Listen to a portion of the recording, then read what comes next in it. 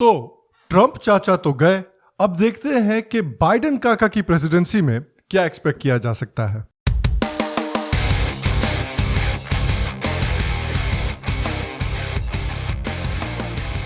Hello शाम Sharma show के इस एपिसोड में आपका बहुत बहुत स्वागत है। आज मुझसे जुड़ने के लिए और आज का ये एपिसोड देखने के लिए आपका बहुत बहुत धन्यवाद। चाचा हो गया, बस थोड़ा रेस्ट कर लीजिए वरना रेस्ट इन पीस हो जाएंगे। तो आज मैं शो पर ये अनाउंसमेंट करना चाहता हूं कि आज से ये शो है कमला पसंद। तो खबर तो आपने अभी तक सुन ही ली होगी कि जो बाइडेन को यूएस का 46th प्रेसिडेंट इलेक्ट किया गया है। ट्रंप ने ये एलिगेशन लगाया है और ट्रंप की कैंपेन ने ये एलिगेशन लगाया है कि काफ़ी वोटर फ्रॉड हुआ है अमेरिका के इलेक्शंस में। और देखिए, छोटे मोटे वोटर फ्रॉड की तो एलिगेशन के प्रूफ हैं, लेकिन एक कोई वाइड स्प्रेड कंस्पिरेसी हो जिसमें कि पूरे देश में वोटर फ्रॉड हुआ हो, इसका कुछ खास प्रूफ है नहीं। तो देखते हैं सुप्रीम कोर्ट में इसका रिजल्ट क्या निकल कर आता है। बट जहां तक मैं जानता हूं वहां तक जो बाइडेन यूएस के 46 प्रेसिडेंट डिक्लेयर हो चुके हैं। लेकिन एक और बड़ी कमाल की इंटरेस्टिंग चीज हुई है इसमें कि जिस तरह इंडिया में जितने भी हमारे पोलस्टर हैं, जितने भी हमारे जर्नलिस्ट हैं जो इलेक्शंस को प्रेडिक्ट करते हैं, ये 2016 में अमेरिका में पूरी तरह से गलती कर चुके हैं, 2019 में इंडिया में पूरी तरह से गलती कर चुके हैं और फिर से 2020 में अब अमेरिका में फिर से गलती कर चुके हैं। इन्होंने प्रिडिक्ट किया था कि जो बाइडेन जो है वो तो भैया लैंडस्लाइड से जीतेंगे अमेरिका में। लेकिन सच्चाई ये हुई है कि जो भी बैटल ग्राउंड स्टेट से जहां पे प्रेसिडेंसी को जीता गया, जैसे कि विस्कॉन्सिन, पेंसिल्वेनिया, एरिजोना, जॉर्जिया, इन सब जगहों पर जो रेस थी दोनों कैंडिडेट्स के बीच में वो बहुत टाइट थी। यहां तक कि रिपब्लिकन्स ने सेनेट में कई सीटें जीती हैं और हाउस में भी उन्होंने बहुत लोगों को सरप्राइज किया है कई सीटों को जीतकर। कसम से यार, ये इलेक्शन को प्रेडिक्ट करने वाली जो जॉब है ना, ये एक इकलौती जॉब है जिसमें कि आप गलती पे गलती करते रहो लेकिन फिर भी पैसे आप कमाते रहते हो। ये तो वही बात हुई कि एक सर्जन लोगों को मारता रहे साला ऑपरेटिंग टेबल पे, लेकिन उसके पास फिर भी पेशेंट आते रहे। एक 50 साल का आदमी बार बार इलेक्शन हारता रहे लेकिन फिर भी लोग उसको यूथ लीडर और नेशनल लीडर बुलाते रहे। तो ये जो यूएस की प्रेसिडेंशियल रेस थी ये इतनी टाइट थी, ये इतनी क्लोज थी। इसका क्या मतलब हुआ? इसका ये मतलब हुआ कि लोगों ने भले ही ट्रंप को रिजेक्ट किया हो लेकिन ट्रंप का जो पॉपुलिज्म है, ट्रंप की जो पॉलिसीज हैं, उसको रिजेक्ट नहीं किया है। फॉर एग्जांपल, सबसे इंपॉर्टेंट फाइंडिंग ये थी कि जो लोग 24 घंटे ट्रंप को रेसिस्ट जो लोग रेस का सारा पॉलिटिक्स जो डेमोक्रेट्स ने खेली थी, ये पॉलिटिक्स काफी हद तक फेल हो गई। क्योंकि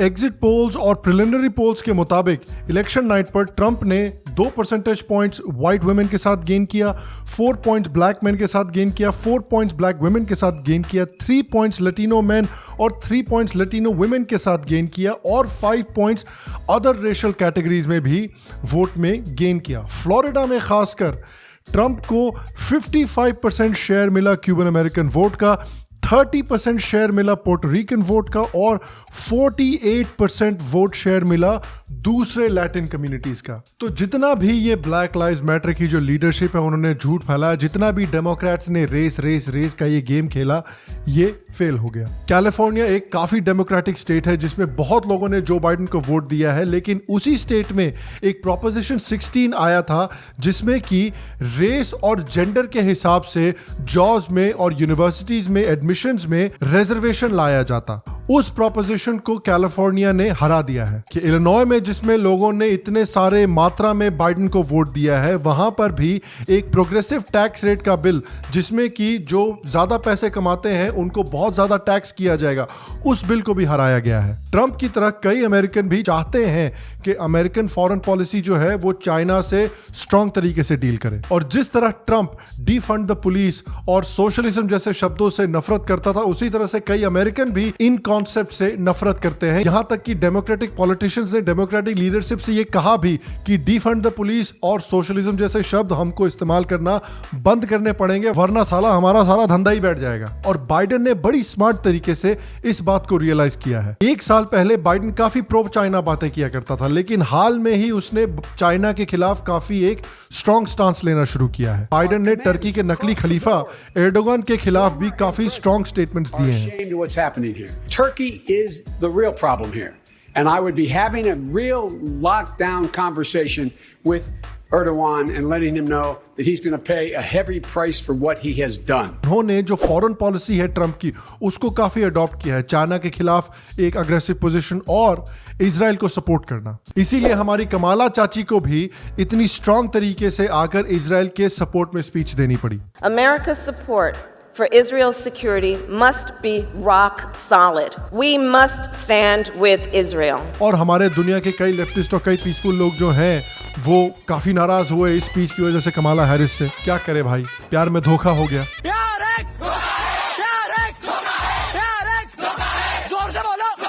तो इस पूरे सिचुएशन को देख के एक बात तो क्लियर हो जाती है कि ट्रंप की पर्सनालिटी जो है उससे लोगों को प्रॉब्लम थी, उसकी पॉलिसीज से ज्यादातर लोगों को प्रॉब्लम्स नहीं थी। क्योंकि ट्रंप को आदत है ना कि जो भी चीज उसको पसंद नहीं है या जो भी चीज उसके पसंद के खिलाफ होती है ये उसको सीधे अटैक करने लगता है। और इसी वजह से कई पोल्स ने पाया कि भाई ट्रंप ने जिस तरह से जॉर्ज फ्लॉयड की मौत के बाद प्रोटेस्ट को इनिशियली हैंडल किया था वो बहुत लोगों को पसंद नहीं आया। और ट्रंप के कई सपोर्टर्स बोल भी देते कि भाई तू काम करता रहे, बस मुंह बंद रख, हर समय ट्वीट ना किया कर। और ट्रंप के साथ सबसे बड़ी प्रॉब्लम यह हुई कि कोरोना वायरस ने ट्रंप से उसकी सुपर पावर छीन ली। ट्रंप की सुपर पावर क्या थी? Economic performance. ट्रंप के अंदर यूएस की इकोनॉमी काफी अच्छे तरीके से परफॉर्म कर रही थी, लेकिन कोविड की तो पूरी दुनिया पर मार पड़ी है और उससे यूएस भी नहीं बच पाया कि कोविड की वजह से यूएस की जो इकोनॉमी है वो 33% श्रिंक हुई है। तो ट्रंप की जो पर्सनालिटी है उसको लोग हैंडल करने को तब तक तैयार थे जब तक यूएस की इकोनॉमी बहुत अच्छी तरीके से परफॉर्म कर रही थी। तो यूएस की इकोनॉमी जब श्रिंक हुई तो उससे ट्रंप को इलेक्शंस में बहुत नुकसान हुआ। और उसके ऊपर से डेमोक्रेट्स ने एक बहुत स्मार्ट कैंपेन भी खेला है। डेमोक्रेट्स जानते थे कि अमेरिकन जो है वो जो बाइडेन को पसंद करते हैं, कमाला हैरिस को उतना पसंद नहीं करते हैं। तो जो पिछले 2-3 महीने में इलेक्शन की कैंपेनिंग हुई है डेमोक्रेट्स में, उसमें आपने ज्यादातर जो बाइडेन को देखा है। कमाला हैरिस को डेमोक्रेट्स ने बोला है कि आप चुपचाप बैठिए इलेक्शन तक, इलेक्शन के बाद आप बाहर निकल के आइएगा। तो जो बाइडेन जो है एक प्रेसिडेंट की तरह एक्चुअली काफी अच्छे हो सकते हैं। प्रॉब्लम यह है कि जो बाइडेन काफी बुजुर्ग हैं। जो बाइडेन का दिमाग तो हमने देखा ही है कि पिछले कुछ समय में ठीक तरीके से काम नहीं कर रहा है। तो हो सकता है कि ये 4 साल खत्म होने के पहले भी जो बाइडेन को कुछ हेल्थ प्रॉब्लम्स हो और उस वजह से कमाला हैरिस यूएस की प्रेसिडेंट बन जाए। लेकिन एक बात को याद रखिए कि लोगों ने जो बाइडेन के लिए वोट दिया है, और इसलिए वोट दिया है क्योंकि जो बाइडेन ने एक सेंट्रिस्ट पोजीशन अडॉप्ट की है। हमारी कमला चाची जो है, लेकिन वो दोनों साइड को एकजुट करने की कोशिश नहीं कर रही हैं। हमारी कमला चाची का ट्रैक रिकॉर्ड अगर आप देखिएगा तो हमारी कमला चाची जिस तरह से कपड़े बदलती हैं उसी तरह से अपने ओपिनियन भी बदलती हैं। याद करिए कि उन्होंने कुछ समय पहले ही जो बाइडेन को एक रेपिस्ट बोला था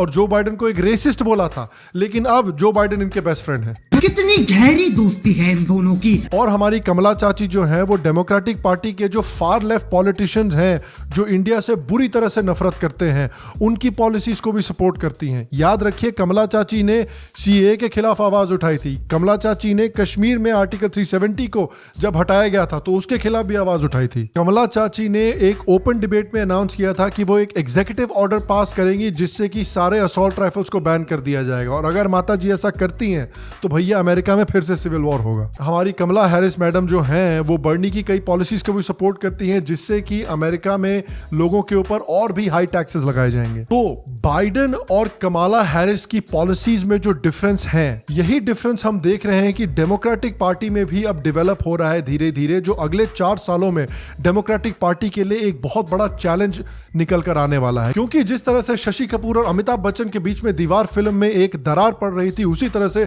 डेमोक्रेटिक पार्टी में भी आजकल एक काफी स्ट्रॉन्ग दरार है। ऐसे लोगों के बीच में जो बाइडेन की तरह लोगों को यूनाइट करना चाहते हैं और जो पूरी तरह से लेफ्टिस्ट स्क्वाड है, जो सोशलिज्म लाना चाहते हैं, डिफंड द पुलिस लाना चाहते हैं। लेफ्टिस्ट रेडिकल पोजीशंस को अडॉप्ट करने की वजह से डेमोक्रेट्स को सेनेट रेसेस में और हाउस रेसेस में काफी मार पड़ी है। जो चाइना के खिलाफ तो उतनी आवाज नहीं उठाती, लेकिन इंडिया जैसी डेमोक्रेटिक कंट्रीज को गालियां देती रहती हैं, और वो निकल के आ रही हैं और कह रही हैं कि भाई अगर आप सोशलिज्म को पसंद नहीं करते तो इसका मतलब कि आप रेसिस्ट हैं। भैया ये तो वही बात हुई कि अगर आपको इस्लामिक टेरर नहीं पसंद, इसका मतलब आप इस्लामोफोबिक हैं। कुछ लोगों को उम्र तो बढ़ती है लेकिन समझ नहीं बढ़ती है, तो समझने में बड़ी देर लगती है। तो इस तरह के जो लोग हैं, इनसे अमेरिका के लोग एक्चुअली घबराते हैं, और अगर इस तरह के लोग अमेरिका की डेमोक्रेटिक पार्टी में पावर में आते रहे तो डेमोक्रेटिक पार्टी को बहुत प्रॉब्लम होगी इलेक्शंस जीतने में। तो इस दरार को किस तरह से जो बाइडेन और डेमोक्रेटिक पार्टी हैंडल करती है, ये अगले 4 सालों में देखना बहुत इंटरेस्टिंग होगा। और फाइनली जो बाइडेन इंडिया से कैसे डील करते हैं, खासकर क्योंकि इंडिया और यूएस के बीच में पिछले कुछ सालों में काफी दोस्ती उभर कर आई है, और इंडिया और चाइना के बीच की राइवलरी और यूएस और चाइना के बीच की राइवलरी, ये दोनों बहुत स्ट्रांग हुई हैं। तो ट्रंप और मोदी ने काफी एक अच्छी रिलेशनशिप डेवलप की थी एक दूसरे के साथ। और जैसा कि डिफेंस एनालिस्ट अभिजीत अय्यर मित्रा ने कहा है कि ट्रंप ने एक बहुत अच्छा डिसीजन लिया था ह्यूस्टन में जाके हाउडी मोदी में ट्रंप को सपोर्ट करके, क्योंकि मोदी ने एक क्लियर इंडिकेशन दिया है अमेरिका को कि देखिए, अगर आपको इंडिया से दोस्ती करनी है, अगर आपको इंडिया से रिलेशनशिप चाहिए, तो फिर आपको इंडिया के नेशनल सिक्योरिटी को रिस्पेक्ट करना पड़ेगा। क्योंकि याद रखिए कि बाइडेन और कमाला दोनों ने कश्मीर में आर्टिकल 370 को हटाने के खिलाफ आवाज उठाई थी। उसके ऊपर से कई ऐसे इंडियन अमेरिकन पॉलिटिशियन हैं डेमोक्रेटिक पार्टी में जो एक नंबर के सांप हैं, जो इंडिया से इतनी नफरत करते हैं, और डेमोक्रेटिक पार्टी में हाई पोजीशन लेने के लिए वो इंडिया के खिलाफ कुछ भी बोलने को, कुछ भी करने को तैयार है। क्योंकि भैया एक बात याद रखिए, इंडिया से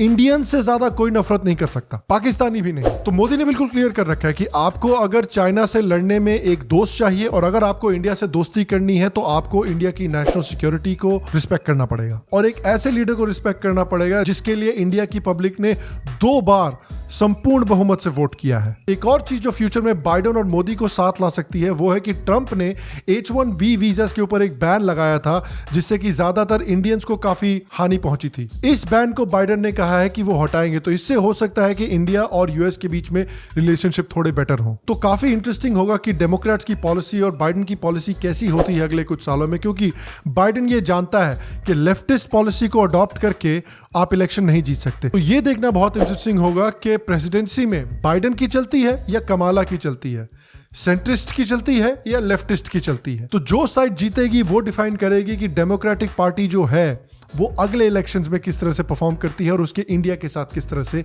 रिलेशनशिप डेवलप होते हैं। और मैं आपसे पूछना चाहता हूं कि आपके हिसाब से इंडिया के साथ रिलेशनशिप जो बाइडेन की कैसी डेवलप होगी, क्या अच्छी होगी रिलेशनशिप, क्या खराब होगी रिलेशनशिप? नीचे कमेंट सेक्शन में मुझे जरूर बताएं। अगर आपको आज का एपिसोड पसंद आया हो तो प्लीज आज के एपिसोड को एक लाइक दें, एक थम्स अप दें, इससे मेरी बहुत मदद होती है, इससे शाम शर्मा शो की बहुत मदद होती है। अगर आपको शाम शर्मा शो पसंद है तो प्लीज शाम शर्मा शो के एक पेट्रन बने, नीचे पेट्रियन के लिंक पे जरूर क्लिक करें। अगर आपको शाम शर्मा शो का ये एपिसोड पसंद आया, अगर आपको ये शो पसंद आया लेकिन फिर भी आपने अभी तक सब्सक्राइब नहीं किया है, अरे भैया तो किस बात का इंतजार कर रहे हो हैं?